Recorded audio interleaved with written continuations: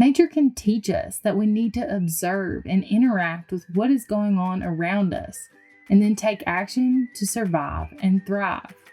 Welcome, neighbors, to Hometown Earth, the podcast that brings a down-to-earth approach to all of your sustainability questions. I'm your host, Lena Sanford, here on the Believe Podcast Network, the #1 podcast network for professionals. Here, we believe that everyone can change the world. Do you believe? I'm a Midwest gal with big dreams to discover what it takes to reduce my impact on this beautiful place we call Hometown Earth. Join me every Tuesday as we navigate what actions we can take, big or small, to make a positive impact in your life and the lives of your neighbors on Hometown Earth. Hello, neighbors. Today, I want to talk about the resiliency of nature and what we can learn by using it as an example. I talk about perseverance a lot in my life. Perseverance is the continued effort to achieve something despite difficulties, failures, or opposition. My dad has always used the phrase endeavor to persevere, which has kept me moving forward in the face of struggle in my life. What I realized is that this built resiliency.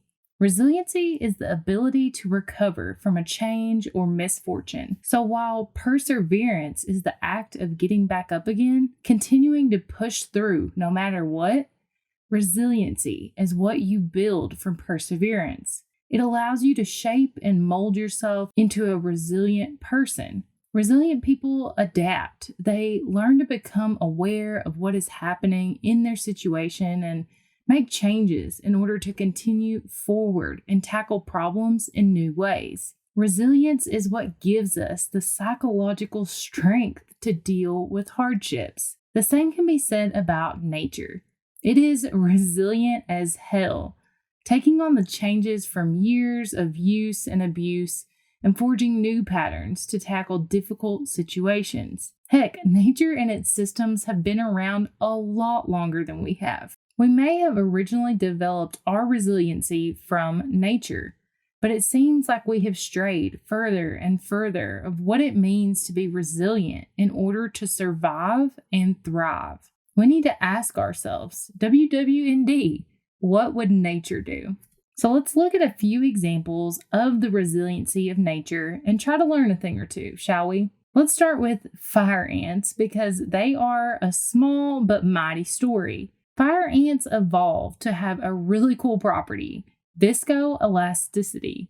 Native to floodplains in South America, their underground homes would get flooded, so they'd have to stick together, literally. One ant alone up against a mass of water isn't able to survive, right?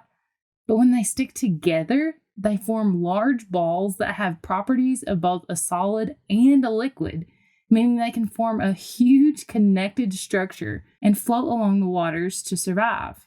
They are located in areas across the world now, so when a hurricane comes through, like Hurricane Harvey or Florence, there were hundreds of thousands of ants that banded together to make spanning fire ant rafts that floated atop the waters and allowed them to survive. They use systems of communication and collective intelligence to connect and adapt to their situation. Prairies are also very resilient in nature, since they are a diverse ecosystem where each different plant plays its functional role, whether that be nitrogen fixation, water retention, or soil stabilization.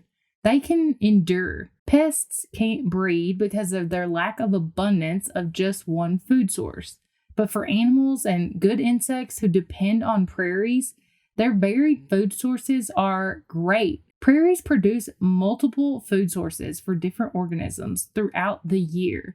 They are diverse enough that when faced with natural disasters or changes, prairies can't be wiped out like a monoculture can be. Whether there are floods or drought, the landscape changes to accommodate.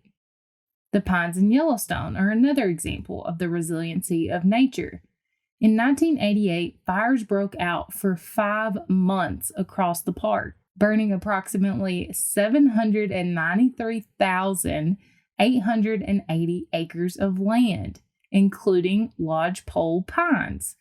These types of pines evolved to equip themselves with two different kinds of pine cones. They have the regular pine cones that release seeds as you'd expect, but they also have developed special persevering pine cones. They are serotinous cones that hang onto the tree even well after the seeds have matured and are sealed shut with a resin. These cones only open as a result of the high heat of a fire melting the resin. This releases their seeds through the wind and gravity as a defense mechanism to the fires and allows the pines to replenish and regenerate themselves, even in the face of a natural disaster. A solution these trees have come up with other than perishing in forest fires completely. There were burns again in 2016 that took out these spry 28-year-old regrown trees. But this time around, they didn't have much of a chance to build up their seedling reserves or resiliency, and the rates of the replenishing decreased. Nevertheless, these pines are still attempting to grow and regain lost carbon, because it is estimated that it will take a full 90 years for the forest to recover its lost carbon from the fires. So who knows, they might even evolve again to adapt to more frequent fires. Only time will tell. Another example of nature's ability to adapt when it comes to trees is looking at the American chestnut tree. This species once formed 25 to 50% of the temperate broadleaf forest canopy in the northeastern U.S., which was a major source of food for hundreds of species. Then there was a fungus that came from an imported non-native tree that the chestnut trees weren't able to combat, killing them off over the years. This unforeseen change opened up the forest canopy, deteriorated the food web, and eroded the soil. However, it allowed for other tree species like maples, oaks, and berry trees who were unaffected by the fungus to grow and replace the food system and restore the soil. They stepped up and played their functional part even in the face of change and the unknown. Probably one of the most resilient things in nature that comes to many people's minds are rivers. I can't be the only one who has seen a poster with a river crossing through the mountains and valleys with a message about making it through your obstacles. Am I right? And that's because they're a good example. All rivers naturally change their path over time, adapting to and through changes in the landscape, eroding and forming and reforming themselves. Rivers teach us to be resilient, to learn and to explore, to take an obstacle and find a way to overcome, forging new paths that serve us better moving forward. They persevere even in the face of the hardest of rocks or deepest valleys and turn into resilient waterways that last no matter the obstacle. The cycle of nature in itself is resilient. Take, for instance, a regular old plant in the dirt. It lives, it dies, then it turns into organic matter in the soil, which gives nutrients for more plants to grow from it. Those plants die and more plants grow and then more, getting into the rhythm of resiliency and rejuvenation. It is a positive feedback loop. There are also negative feedback loops in nature. But through these positive and negative loops, nature is able to fall into patterns that reach equilibrium, like in our food chain. Reduce too much of one animal, and it can completely disrupt the chain and vice versa. These loops are a display of the resiliency of nature to adapt to ever-changing environments. Now, when it comes to animals, there are countless examples of resiliency. Hibernation is something that is considered relatively new in the sense of how long mammals have been around, but it was developed by animals who wanted to survive seasonal colds and shortages of food, hardships. Frogs have survived since before the age of dinosaurs, adapting in thousands of ways to their environment. They can withstand 0-degree temperatures for up to 7 months and then unfreeze and hop away as if nothing ever happened. Desert frogs can burrow underground for months at a time in order to escape the dry weather and scorching sun. In the rainforest, they've adapted into vibrant colors and patterns on their skin, used to communicate and camouflage themselves. They are resilient. There is one super resilient organism in nature, the tardigrades, or water bears. They are tiny, 8-legged organisms that can survive absolute zero temperatures and temperatures up to 300 degrees Fahrenheit. They can resist up to 1,000 times more radiation than humans, and even been documented to go up to 100 years without water. Imagine being that parched. Tardigrades can withstand the deep depths of the ocean as well as the vacuum of space. You can find them in almost every part of the world, even on the moss that's growing in your own backyard. Now, if that isn't the most resilient organism you've ever heard of, I don't know what is. Even recently, animals have adapted due to rapid climate change. Migratory birds are changing their patterns to adapt to this climate change, accounting for earlier springs. Lungfish have adapted to survive droughts by making their bladder function as a lung, so they can live in the mud until the water returns. There's a new hybrid bear that's showing up, the growler bears, or a grizzly polar bear hybrid. This is due to polar bears having to shift south and find land due to lack of ice, and the grizzly bears moving north for more temperate climates. This hybrid ensures the continuation of those species. They are resilient. In your own home, you can witness the resiliency of nature. I've killed a houseplant or two, or at least I was on the verge of killing it, okay? But when moved to a new spot or given a little water, a shoot of green new life springs from the dried up remains of what I thought was a completely dead plant. And the number of plants I've propagated. Think, usually propagations are something that seems broken from the whole, but these propagations are able to create new and healthier versions of themselves when given the time and energy, demonstrating that there is more life to be lived if we just persevere. Some studies show that even being around nature can build psychological resilience in humans. The more connected we are to the natural world, the more mentally resilient to life struggles we are. So how can we learn from nature and grow resiliency within ourselves? One idea is developing permacultures in all areas of the world, from cities to schools to waste grounds and everything in between. Permaculture, as defined by physicist Emma Chapman, is a philosophy of life that's central theme is the creation of human systems, which provide for human needs, but using many natural elements and drawing inspiration from natural ecosystems. Its goals and priorities coincide with what many people see as the core requirements for sustainability. In other words, how we, as a society, can grow food, build houses, and create communities while minimizing environmental impact at the same time.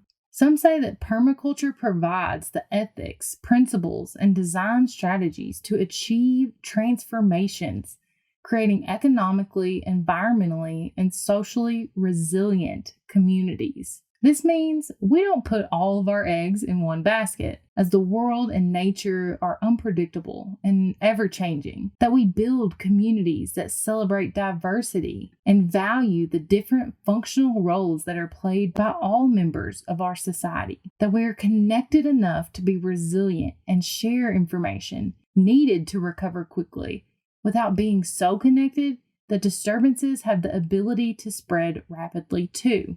It means that we are self-regulating with feedback loops and using small and slow solutions in order to not tip ourselves past the point of no return, so to speak. Resiliency in our communities looks like new, creative, complex, and flexible ways of thinking and learning through collaboration. Nature can teach us that we need to observe and interact with what is going on around us, and then take action to survive and thrive. We all know the world is changing in ways that we haven't seen yet in our history. How will we adapt to a world with less energy, fewer resources, a changing climate? Can we communicate and take action to cope with these changing systems in time? Can we come up with creative solutions that fit the various cultures and lifestyles of the people of our planet while also minimizing our risk to nature? I think we can. Like Catherine DeVry said in The Gift of Nature, like tiny seeds with potent power to push through tough ground and become mighty trees, we hold innate reserves of unimaginable strength. We are resilient. So on this week's Something to Grow On, I wanted to share 3 steps inspired by nature that you can take to start being more resilient in your personal life today. The first step is to become more self-aware. Ask yourself, what are your strengths and weaknesses? Understand them so that you know your obstacles and how you can play to your strengths to overcome them. You might not be like the lungfish and able to switch how your body functions in the face of a challenge, but you can follow in its lead and recognize what you have inside that you can use to make it through whatever obstacle you're facing. The second step is to embrace the fact that all things change. You have to be flexible and open-minded moving forward, instead of wasting your energy worrying about how things could have been different if you would have just fill in the blank here. Be creative and respond to the change you see. Embrace adversity, looking at it from the perspective of this change can help me to grow and better myself, instead of something that holds you back and makes you stagnant. Just think, spiders build their webs to catch food and we just trample through them, tearing them down with a quick swat of our hand or a broom. Do you think the spider decides to give up, sulk in a corner, wait to starve? No! It goes back to work, building a new web, maybe one that's even better than before. And the third step is to develop deep relationships. Build a diverse network of people you can trust to communicate with and reach out to. Don't be like the lone fire ant who drowns, afraid to ask others for help when you need it. Be like the fire ants who draw each other close in the face of a challenge. Trying to face problems on our own can be fruitless, but when unique minds come together, beautiful solutions can be created. So that's all I have for you this week. I just wanted to say, endeavor to persevere, y'all. Thanks again for joining me, and I'll see you next time. I hope you enjoyed this episode of Hometown Earth as much as I did. Let us know by rating and subscribing so you never miss an episode. New episodes drop every week on Tuesday. Head to the show notes, linked in the episode description for more details. And let us know in the comments what you want to hear next. You can find us on iTunes, Spotify, Google Podcasts, or anywhere you listen to podcasts. Believe.com and @Believe Podcasts. And you can find more about the podcast on Instagram @Hometown Earth or connect with me personally @Lena Saintford. We all know change needs to happen, so let's get started right here at Hometown Earth.